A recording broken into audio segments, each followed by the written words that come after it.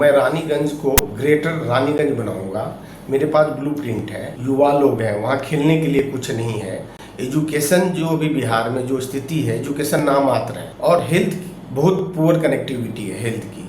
तो जो बेसिक चीज़ें हैं, हम लोग आज़ादी के 70 साल हो गए, अभी तक हम लोग बेसिक चीज़ लोगों को नहीं पा रहे हैं। दर दर की ठोकरें खा रहा है। अररिया नीम है तो अररिया का ही नहीं बोलो, हर एक जगह का देख रहा हूँ। लोग डेड बॉडी पड़े हुए हैं तो लोग कंधे पे उठा के जा रहे हैं, ठेला पे लेके जा रहे हैं। इससे भी दुर्भाग्य स्थिति होगी, बोल रहे बद से बदतर है बिहार में। दिन में लोग हॉस्पिटल में जाके विदाउट इन्फॉर्मेशन के कैसे पहुंच गए हो, बिल्कुल पिस्टल ऑन लाइव दिखा रहा है, जिसे फुटेज में मैं दिखाऊं।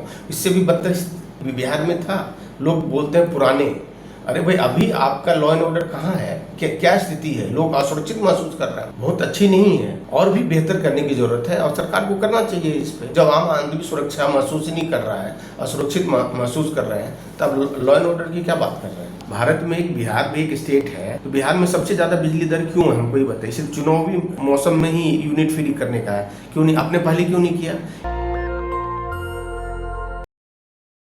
और रानीगंज अररिया जिले में मौजूद है और उस विधानसभा क्षेत्र में इस बार एनडीए की सीट दरकती हुई शायद दिखाई दे जाए। वजह यह भी है कि जो साथ में हमारे शख्सियत मौजूद हैं, व्यक्तित्व मौजूद हैं, किसी पार्टी में भी है नहीं, लेकिन इनके पिताजी रहे या जो क्षेत्र में चीज़ें रही, उसके दम पर कहा जा रहा है कि इस बार संभावित प्रत्याशियों की लिस्ट में, मजबूत दावेदारों की लिस्ट में संजीव पासवान सबसे आगे हैं।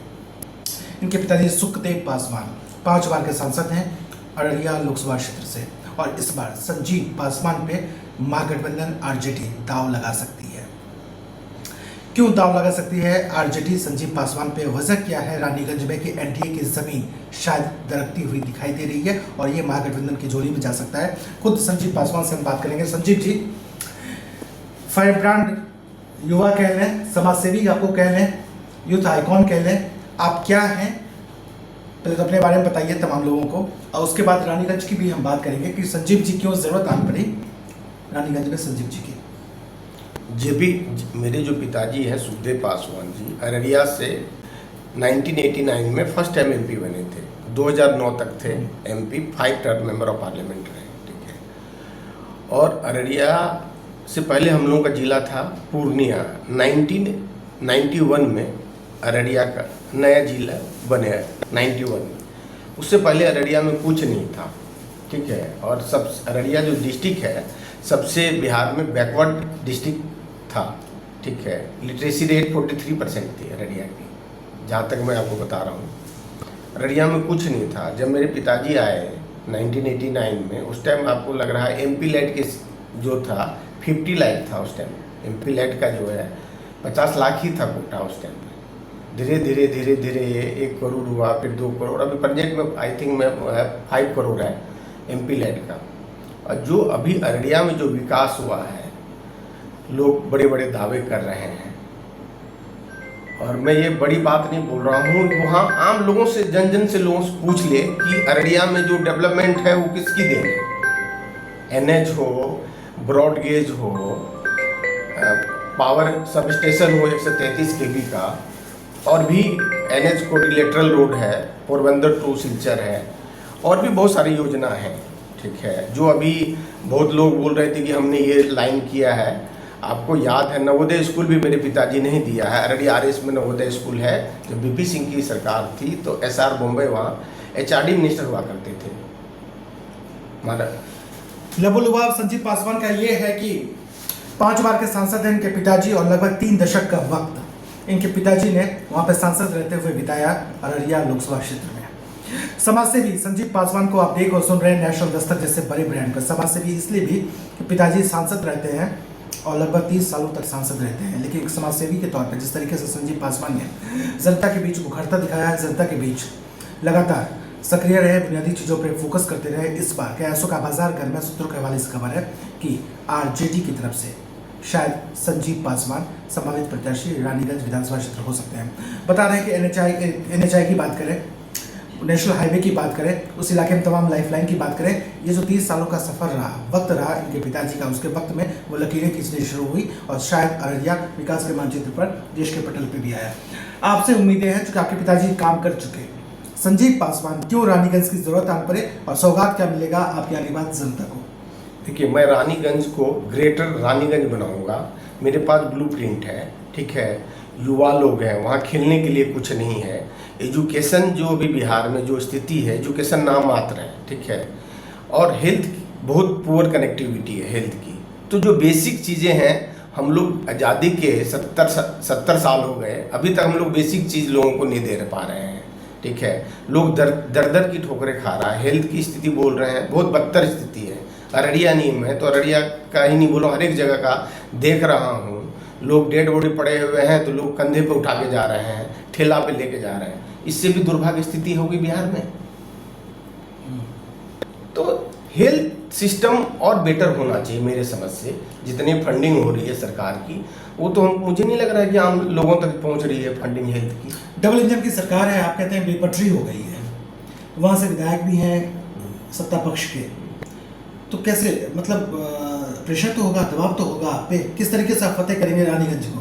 देखिए, रानीगंज को मैं बोल रहा हूँ, लोग नोएडा को ग्रेटर नोएडा बनाया, मैं रानीगंज को ग्रेटर रानीगंज बनाऊंगा। ये मेरे पास ब्लूप्रिंट है। मैं ब्लूप्रिंट नहीं, जब तक बताइए, लाखों लोग आपको देख रहे हैं। संजय पासवान का विजन क्या है? 2 काम ऐसे बताइए जो रानीगंज में आप पहले 6 महीने में करके दिखाएंगे। देखिए, मैं सबसे पहले यूथ को वहाँ पे बेसिक जो एजुकेशन है वो दूंगा, हेल्थ सिस्टम प्रोवाइड करूंगा। ये मेरी ये तो पीके कहते हैं कि मैं करूंगा, सब सरकार जो है वो कह रही है।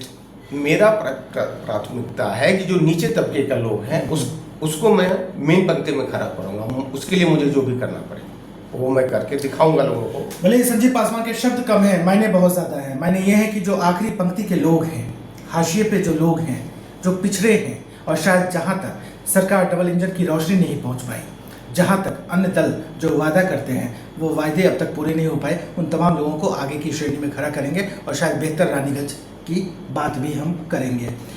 पार्टी ने आप पे दाव लगाया, बड़ी जिम्मेदारी आपको मिली, सिटिंग वहाँ पे चीज़ें हैं और लगातार वो वहाँ पे कैंपेनिंग का दौर भी लगभग शुरू हो चुका है। रानीगंज में क्या बदलाव की आहट जो है वो एक शुरू हो चुकी है, और रानीगंज में कितना पोटेंशियल है देश के अन्य अग्रणी या राज्य के अग्रणी विधानसभा में शामिल होने का? वो दिख रहा है। रानीगंज जो है बहुत ज़्यादा डेवलप नहीं हो पाया है अभी तक, और बहुत काम करने की ज़रूरत है वहाँ पे। आप लोग भी काफ़ी गए थे, ठीक है। बहुत सारी सड़कें प्रधानमंत्री ग्राम सड़क योजना की हुई। अभी आप देख रहे होंगे सुपौल से गलगलिया जा रहा है, वो मेरे पिताजी का दिन है। जब रेल मिनिस्टर लालू जी थे, उन्होंने शिलान्यास किया था रानीगंज में, ठीक है। और आज का नहीं है, ये डीपीआर काफ़ी पुराना है। सर्वे का काम हुआ, फिर बजट हुआ, फाइनेंस बजट में उनको अप्रूवल मिला। ये अभी जो दिख रहा है वो अभी का नहीं है, काफ़ी वर्षों योजना है ये, लोगों को मालूम है वहाँ पे, लोकल लोगों को। तो मैं ये चाह रहा हूँ कि जो बुनियादी चीज़ें हैं वहाँ होना चाहिए। हम रहे सांसद विधायक, हम रहे ना रहे, उसका कोई फर्क नहीं पड़ता है, लेकिन ज़रूरत जो लोगों की ज़रूरत की चीज़ें हैं उसको मुहैया होना चाहिए। ये मैं करके दिखाऊंगा वहाँ पे, बोलूँगा नहीं मैं प्रेस में, मैं करके दिखाऊंगा। आपके पिताजी अभी आरजेडी में हैं, बड़े पद पे हैं। संजीव पासवान आरजेडी में शामिल हो चुके हैं, शामिल होने वाले हैं। विधिवत घोषणा कब तक होगी, चूंकि दर्शक जानना चाह रहे हैं? देखिए, विधिवत वो तो पार्टी का मामला है। हम लोग तो जो बड़े हाई लेवल की बातें हैं ये उन लोगों को डिसाइड करने दिया जाए। वो लोग जब बोलेंगे तब देखा जाएगा। कयासों का बाजार घर में सूत्रों के हवाले से हमारे पास खबर है कि आप पिछले ही हफ्ते, उससे भी पिछले हफ्ते ज्वाइन करने वाले थे। नहीं, ऐसा नहीं है। हम तो काम कर रहे हैं ज़मीन पे, तो आप देख ही रहे हैं, कंटिन्यू कई वर्षों से काम कर रहे हैं। और जब अररिया सुपौल एक ही डिस्ट्रिक्ट था 2009 तक, जब परिक्षेपण नहीं हुआ, उससे पहले भी हम लोगों ने काम किया हुआ है। ऐसा नहीं कि मैं फर्स्ट टाइम, लोग जानते हैं मुझे, मैं कई सालों से काम कर रहा हूँ बीच में। और हर हमेशा मैं बीच में लोग के सुख दुख में मैं भागता रहता हूँ, लोग के बीच में रहता हूँ, ऑलरेडी हमेशा रहता हूँ। मेरा सोशल हैंडल देखिए। समाजसेवी संजीव पासवान, संभावित प्रत्याशी, मजबूत दावेदार रानीगंज विधानसभा क्षेत्र संजीव पासवान, और आरजेडी के कह सकते हैं ज्वाइन तो नहीं किए हैं लेकिन लगभग आरजेडी के दहलीज पे खड़े हैं और कभी भी पार्टी का दामन, लालटेन का दामन थाम सकते हैं संजीव पासवान। बड़े नेताओं में शुमार है। जाहिर सी बात, सवाल भी देश प्रदेश सूबे के स्तर का होगा। सूबे में बड़ी लॉ एंड ऑर्डर की जो स्थिति है, राज्य सरकार कहती है कि जो घटनाएं हो रही है, गिरफ्तारियां भी हो रही हैं, जंगल राज है क्या? अब दिन में आपको ये बताइए, पारस हॉस्पिटल में जो घटना घटी है, ये सब चीज़ बता रहे हैं कि लॉ एंड ऑर्डर कितनी बद से बदतर है बिहार में। दिन में लोग हॉस्पिटल में जाके विदाउट इन्फॉर्मेशन के कैसे पहुंच गए, वो पिस्टल लेके, और बिल्कुल पिस्टल ऑन लाइव दिखा रहा है, जिसको फुटेज में मैं दिखाऊँ, इससे भी बदतर कभी बिहार में था? लोग बोलते हैं पुराने।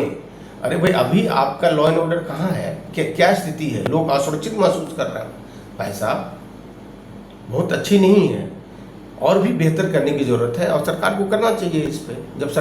जब आम आदमी सुरक्षा महसूस ही नहीं कर रहा है, असुरक्षित महसूस कर रहे हैं, तब लॉ एंड ऑर्डर की क्या बात कर रहे हैं? कहाँ लॉ एंड ऑर्डर है? आप बताइए। कैपिटल है पटना। रानीगंज के तमाम लोगों से वायदा कर रहे हैं, चूंकि लोकतंत्र है, लाजमी सी बात है, इनके समर्थक मिले तो इनके दूर विरोधी भी मिले, बहुत सारी बातें भी हुई। संजीव जी फ्लावर है या फायर है? नहीं, हम तो मान के चलिए लोगों के बीच में रहते हैं, ठीक है, फॉलोअर है लोगों का, क्या फॉलोअर है। महिला एम्पावरमेंट होगी, सशक्तिकरण होगा। जो महिला जेटीयू की वोट बैंक कही जाती है, लगातार पार्टी का रहता भी है। इस बार रानीगंज में हमने बात किया तमाम महिलाओं से, ना खुश दिखाई दी। महिलाएं अपने पैरों पर खड़ी होंगी, सशक्तिकरण वहाँ पे दिखेगा। बिल्कुल होगी। महिलाओं को सशक्तिकरण बनना चाहिए और अपने पैरों पर खड़ा होना चाहिए। अब महिलाओं में क्या कमी है? अब महिलाओं पुरुष से ज़्यादा, एक कदम ज़्यादा चढ़ के हर एक, जो सरकारी नौकरी हो, हेल्थ सिस्टम हो, या जो भी फील्ड हो, बिजनेस फील्ड हो, हर एक में बढ़ चढ़ के भाग ले रही है। अब महिलाएं भी पुरुष से कम नहीं है। हर एक फील्ड में आप जाकर देखिए, हर एक सेक्टर पे काम कर रही है महिला, हर एक तबके में काम कर रही है। मैंने कहा कि लोकतंत्र है, लाजमी सी बात है, इनके समर्थक मिलेंगे तो इनके विरोधी भी मिलेंगे। रानीगंज में संजीव साहब का रहना कम होता है, तमाम दर्शक जानना चाह रहे हैं, चूँकि मैंने भी वहाँ देखा, मुआयना किया, लेकिन बहुत जल्द वहाँ पे आप सब कुछ वहाँ से आप रानीगंज से कर रहे हैं, चूँकि आपका आवास भी थोड़ी दूरी पे है जहाँ तक हम पहुँचे भी। लोगों को वायदा दिला रहे हैं कि आपसे मुलाकात रानीगंज में होगा। रानीगंज में नहीं होगा, लोगों का जहाँ घर है वहाँ मुलाकात होगी। रानीगंज में क्यों आएंगे लोग हमसे चल के? मान लीजिए 25 किलोमीटर या 10 किलोमीटर पे लोगों की जो जरूरत की चीज़ें होगी उनके घर पे सॉर्ट आउट होगा। मैं उनके घर पे पहुँच के सॉर्ट आउट करूँगा। मेरे पास क्यों आएंगे लोग आपसे मिलना चाहते तो रानीगंज मुख्यालय में? बिल्कुल, वो 24 घंटा ऑन अराइवल रहूँगा मैं रानीगंज में। मेरे को 2 बजे भी लोग कॉल करे तो मेरा 24 घंटा फ़ोन ऑन रहता है, ठीक है। लोगों को कभी भी जोड़ी हमारी पड़े तो लोग मेरे लिए भी हैं। लोग के सुख दुख में मैं भी 24 घंटा अच्छा भागता हूँ। वायदा कर रहे हैं संजीव पासवान, लोगों के दरवाजे तक मैं पहुंचूंगा, जहां पे रोशनी नहीं पहुंच पाया वहां मैं रोशनी लेकर जाऊंगा, लालटेन की रोशनी लेकर जाऊंगा, और उसके दम पर बिहार विधानसभा तक का सफर भी तय करूंगा। लोगों से वायदा भी कर रहे हैं कि रानीगंज प्रखंड मुख्यालय में मुलाकात होगी, लोगों को कहीं जाने की जरूरत भी नहीं है, और अगले 5 सालों तक शायद जनता के बीच ही बेहतर तरीके से काम भी करूंगा। संभावित प्रत्याशी है संजीव पासवान, वायदा भी कर रहे हैं, लोगों के वास्ते काम होगा। लाखों करोड़ों लोग आपको देख रहे हैं नेशनल दस्तक पे, उनके लिए 2 शब्द अपील, मैसेज आपका। मैं आप लोगों से अपील करता हूं कि देखिए क्या है कि जो अच्छे लोग हैं, ठीक है, उनको आना चाहिए राजनीति में, पढ़े लिखों को, जो लोगों को गरीब की भावना देखे, जो गरीबी देखी है, हमने भी गरीबी देखी है अपने जीवन में, ठीक है। अभी जो पॉलिटिक्स की जो स्थिति हो गई है, अच्छे लोग की राजनीति अब नहीं रह गई। मैं बता रहा हूँ, अच्छे लोगों को आना चाहिए, ठीक है, जो लोगों को सुख दुख में सहभागिता रहे, ठीक है। हम रहे नहीं रहा हूँ, हमको चिंता नहीं है, लेकिन ऐसे जनप्रतिनिधि होना चाहिए जो लोगों के सुख दुख में काम आए। मितभाषी विनम्र व्यवहारिक संजीव पासवान बता रहे हैं कि लोगों के वास्ते हर वक्त रहेंगे, एक कदम थमेगा नहीं, रफ्तार थमेगा नहीं। विकास की नई पृष्ठभूमि होगी, विकास की नई कहानी होगी, अब विकास की नई धारा होगी, विकास का नया अध्याय होगा, विकास की नई शुरुआत होगी रानीगंज विधानसभा क्षेत्र में। चलते चलते टेंशन देखिए, आपने पेंशन पे बढ़ोतरी हो गई, आप लोग लगातार टेंशन देते रहे, और क्या क्या करवाएंगे? बिजली भी माफ़ हो गई है। देखिए, ये तो बिजली तो पहले माफ होनी चाहिए। आप हमको बताइए, पूरे ये जो इंडिया में सबसे ज़्यादा रेट बिजली की दर सबसे ज़्यादा बिहार में, आपको मालूम होगा क्यों है भाई? बिहार अलग स्टेट है, अलग क्या मैं बताइए। भारत में एक बिहार भी एक स्टेट है, तो बिहार में सबसे ज़्यादा बिजली दर क्यों है हमको ही बताइए। सिर्फ चुनावी मौसम में ही यूनिट फ्री करने का है, क्यों नहीं? आपने पहले क्यों नहीं किया? ये चुनावी जुमला है, मुझे नहीं लग रहा है सब, ठीक है। ये सब करना ही था तो आपने पहले क्यों नहीं किया है? विगत अब 2-3 महीने में चुनाव है, तभी आपने चुनाव वक्त में आपको बढ़ा दिया है। पेंशन से क्या होने वाला है? 4 के राशन से और पेंशन से लोगों का जीवन सुधर सकता है? हमको बताइए, सुधर जाएगा तो ठीक है। हमको तो नहीं लग रहा कि उसे बिहार की बढ़ोतरी होगी। संजीव जी पढ़े लिखे आप व्यक्ति हैं, जनता को बताइए 2500 रुपये तमाम जो लोग हैं तेजस्वी वायदा कर रहे हैं, देना पॉसिबल है? सही से बताइए। देखिए, जो उनका होगा, मतलब जो उन्होंने वादा किया, मुझे तो लग रहा है कि होना चाहिए। 2500 रुपये उन्होंने माँ बहन योजना स्टार्ट किया है और बिल्कुल सभी के खाते में जाएगा। बजट में प्रावधान होगा? बिल्कुल होगा, फंडिंग की व्यवस्था किया जाएगा, सोर्सिंग किया जाएगा, व्यवस्था तो अगले ने जो किया है माननीय नेता जी ने, तेजस्वी प्रतिपक्ष ने, तो कुछ ऐसे तो बोला नहीं होगा, कुछ न कुछ तो उनका अपना आइडियोलॉजी होगा। बिल्कुल बिल्कुल। रानीगंज विधानसभा क्षेत्र में हम मौजूद हैं, वहां के संभावित प्रत्याशी संजीव पासवान वायदा कर रहे हैं, समाजसेवी हैं, लोगों से वायदा कर रहे हैं कि जो 5 सालों का वक्त मिलेगा जनता के वास्ते होगा, जनता की उम्मीदों के लिए होगा और जनता के लिए होगा। रानीगंज में विकास की एक नई रोशनी होगी, विकास की एक नई कहानी होगी। नेशनल दस्तक के लिए मैं विमलेंदु मिश्रा। नेशनल दस्तक की आपसे गुजारिश है कि अगर इसको बचाना चाहते हैं तो नेशनल दस्तक को सब्सक्राइब करने के लिए रेड कलर के सब्सक्राइब बटन को दबाएं, फिर बेल आइकन की घंटी दबाएं। नेशनल दस्तक को बचाने के लिए बहुत जरूरी है कि हर खबर को शेयर करें, लाइक करें, कमेंट जरूर करें।